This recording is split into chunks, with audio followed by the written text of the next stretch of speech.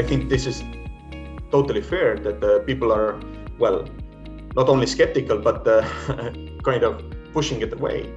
So we do have practical value proposition to the municipality in terms of how much benefit they would monetary gain over the operating period of the plant.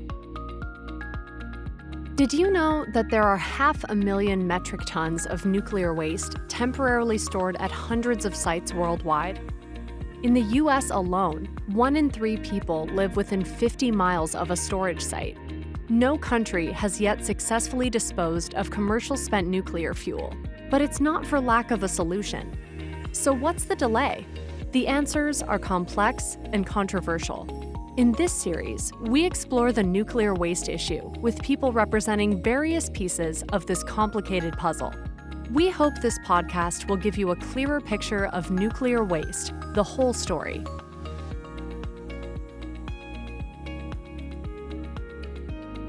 We believe that listening is an important element of a successful nuclear waste disposal program. A core company value is to seek and listen to different perspectives.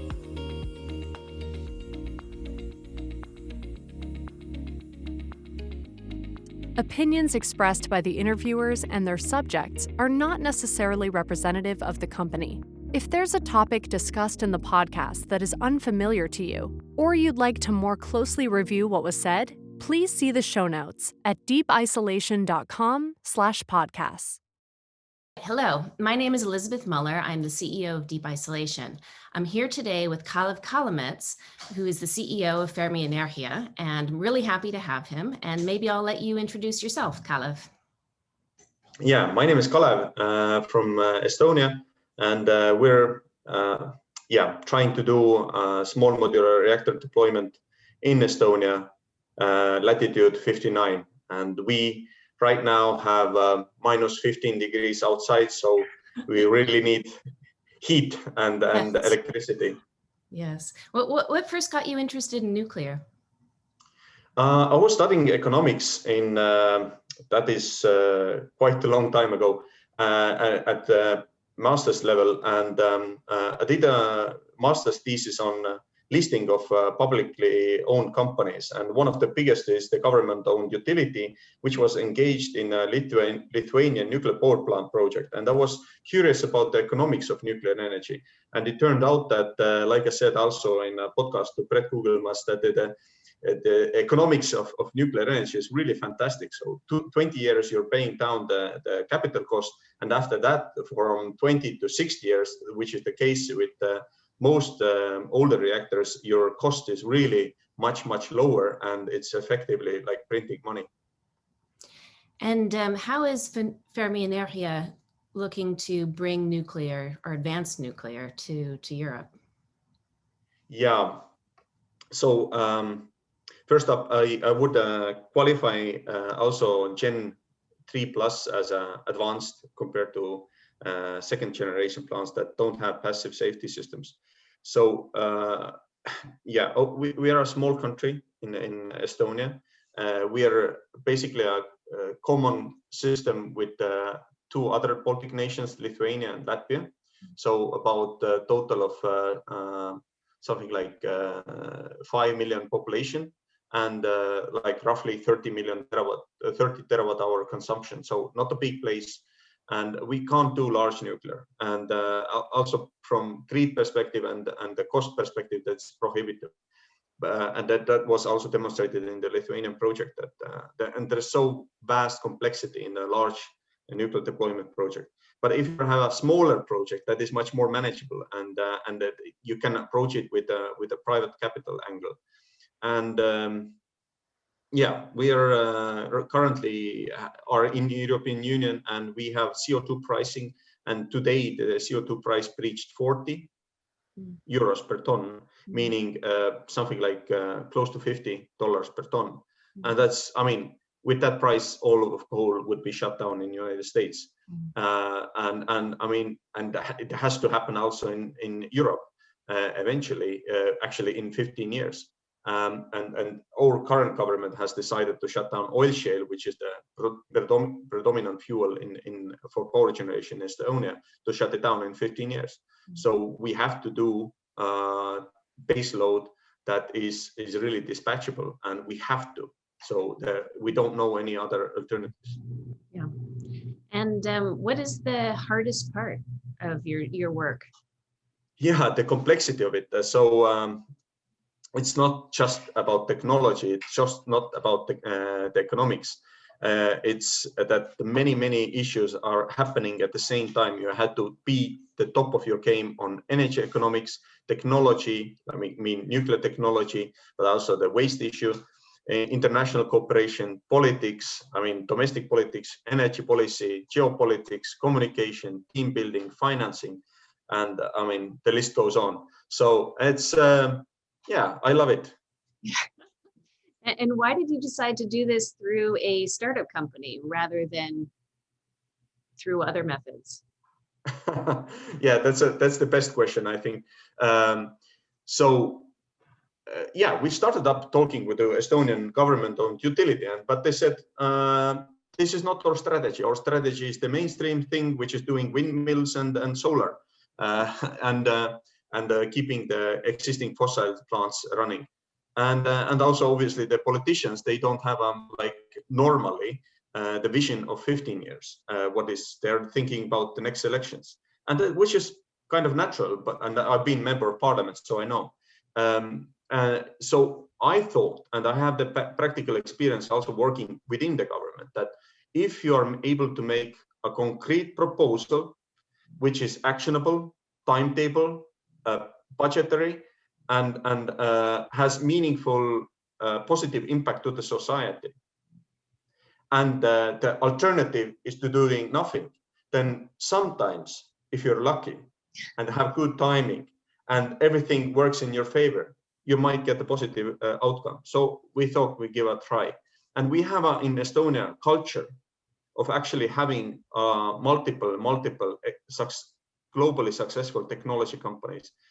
Well, I wouldn't say we're a Silicon Valley or something like that. That would be too exorbitant. But yes, we do have some companies that have been successful, some openness to technology, ability to learn and execute and raise money. And what are the longer term goals for the company? Are you going to stop at Estonia, or are you also looking at other locations? Yeah, Estonia first. So what I'm aiming to do, I'm so enthused what you're doing, Elizabeth, is bringing the best product to the market. And you have a best product on the waste issue. I want to have a best product on in nuclear energy deployment service, like product. Yeah. And that's what we are aiming to do. And I see a market opening in wider Europe for multiple projects. But nuclear is a very long-term thing. It's like a glacier. But if we get going, we think we're good.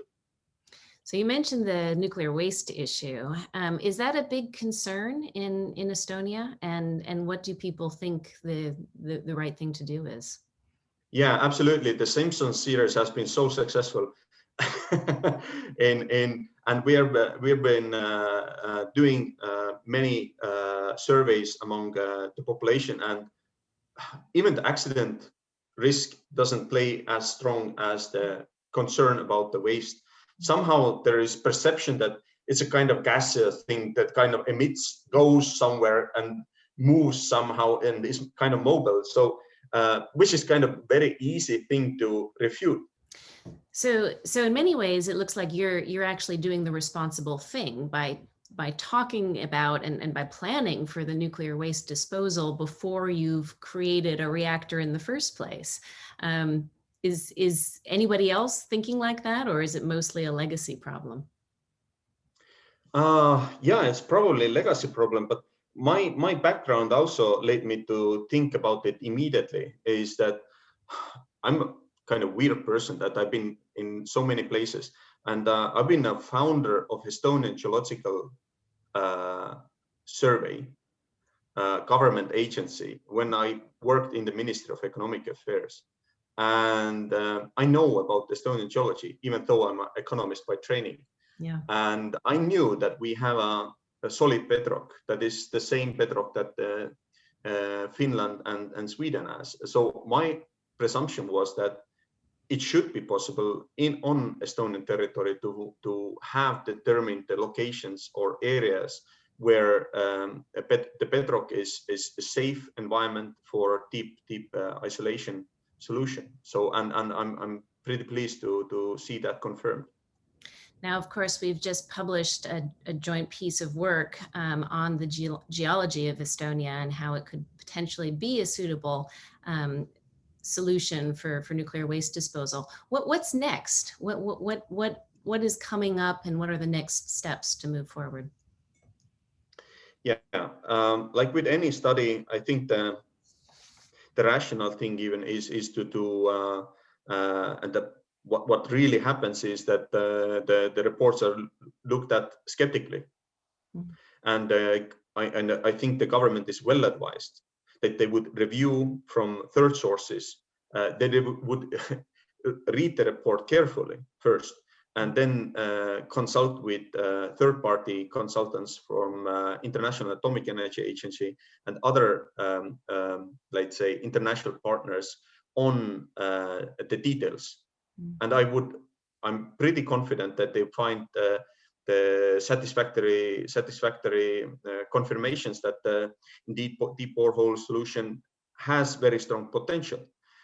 And then the rational thing is to, if the government decides to move ahead with the SMR consideration option, first planning and then other steps, then a strategy should be developed and then permitting that would, when we would go into actual construction permitting of the SMR deployment, there would be also at the same time how to say, permitting for specific action plan with dates, budgets, organizational arrangements, legal arrangements in place to make sure when, who, where, how the spent fuel is being taken care of safely for the public. And if you have that, I think it is, yeah, it's a very good product. And what about stakeholder engagement and community consultation? How and when would that happen?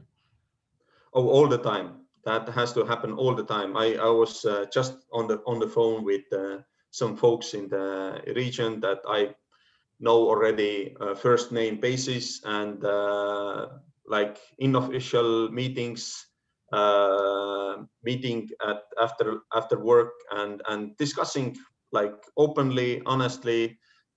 We have in Estonia, because we're such a small nation, we have a very unofficial way how we just talk with each other. So it's kind of small family.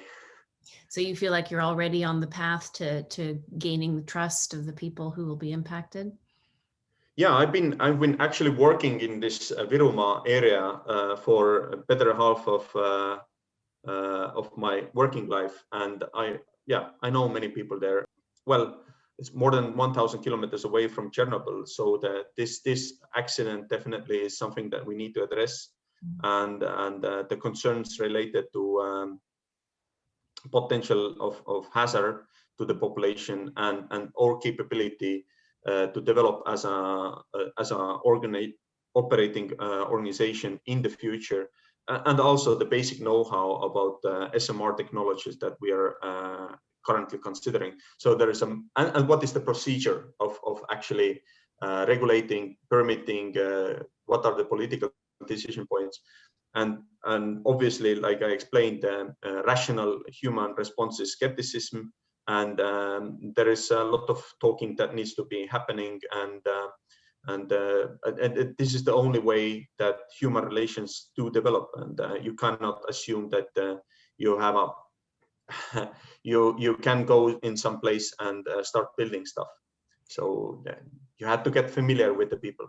Yeah, and what do they see is the upside? What is it that is positive from perspective of stakeholders and communities and citizens? Yeah, I think that there definitely has to be a value proposal if you want to deploy something serious in a location, and we in Estonia call it like $1 billion project, and you do not offer a value proposal to the people, and your value proposal is you're going to have jobs some kind. This is like not serious. This is like lying, or it is like cheating or something.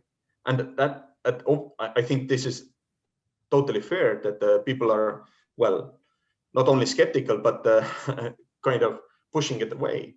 Yeah, so we do have practical value proposition to the municipality in terms of how much benefit they would monetary gain over the operating period of the plant. And also, I believe that one benefit that the nuclear power plant is producing is power. Right. So it should deliver power to the people. And we done the numbers, and if the municipality there, the population is reasonably low, is not like tens of thousands, or is relatively, let's say, few thousand people, it can supply free power for thousands of people, and it is absolutely possible, and doesn't impact like in a major way the economics. It's a much bigger problem if you neglect that issue.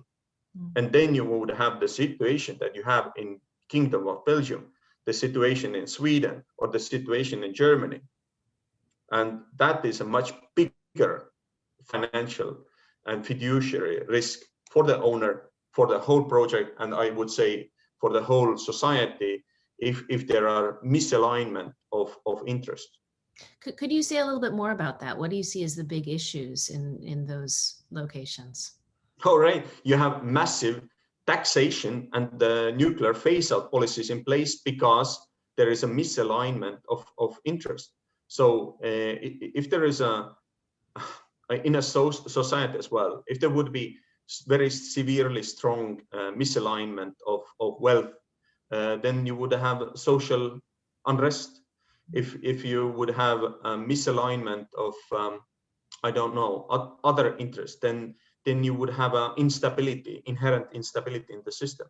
So I think I'm looking north to Finland, and there are two reasons I find why they are able to build new nuclear power plants in Finland, even despite the Chernobyl and Fukushima events happening, that they do have wide ownership base within the society and wide benefit sharing around the society, like municipalities being shareholders in the nuclear power plants, like tens of municipalities, and also industrial companies, not just some kind of a anonymous big power company, big bad ugly like utility, but it is owned by the people. So it's not like communism, but it's like shareholder capitalism, and that really works.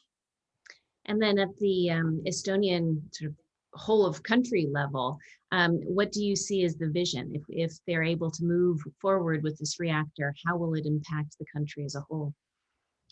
Oh, definitely very significantly. Like I said, we're population-wise 1.3 million.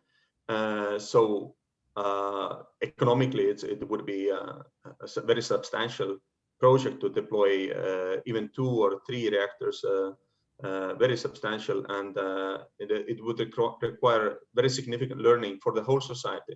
And I think this is one of the things that excites me, and why we call our company Fermi-Energia, because this is a fascinating science of controlling the strong force, and how we discovered this strong force, and how it was like this international project, and how nuclear energy always continues to be absolutely international, like you and me speaking, and so I love it. I love the international element of it, and bringing like truly people get together around science and knowledge, and taking the effort, mental effort and discipline of learning and engaging deeply and seriously with other people.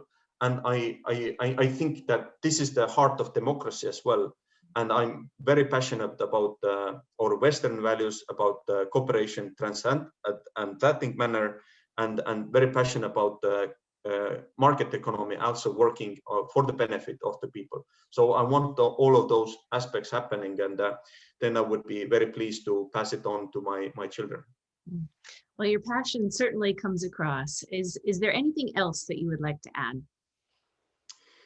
Yeah, I think I've said so much. So we're very early in the beginning, and we're right now in the money raising period, and it's so fascinating to see new investors coming in. And but we need to do nuclear, and we need to cooperate with really a lot of people. So and there is no one else but us to do that. I know that for a fact. So this brings a responsibility for me. That kind of fate has spoken that we have to do this, and yeah, we're doing it, and we have to phase out fossils. We have to do it, and we have to do practical, smart decisions to have nuclear reach the potential that well, maybe Isaac Asimov wrote about and people dreamt about when nuclear was originally developed. Well, thank you so much, Kalev. It was really wonderful talking to you. I think we share a passion for the future. So really thank you, and thank you for your time. Yeah, all right. All right.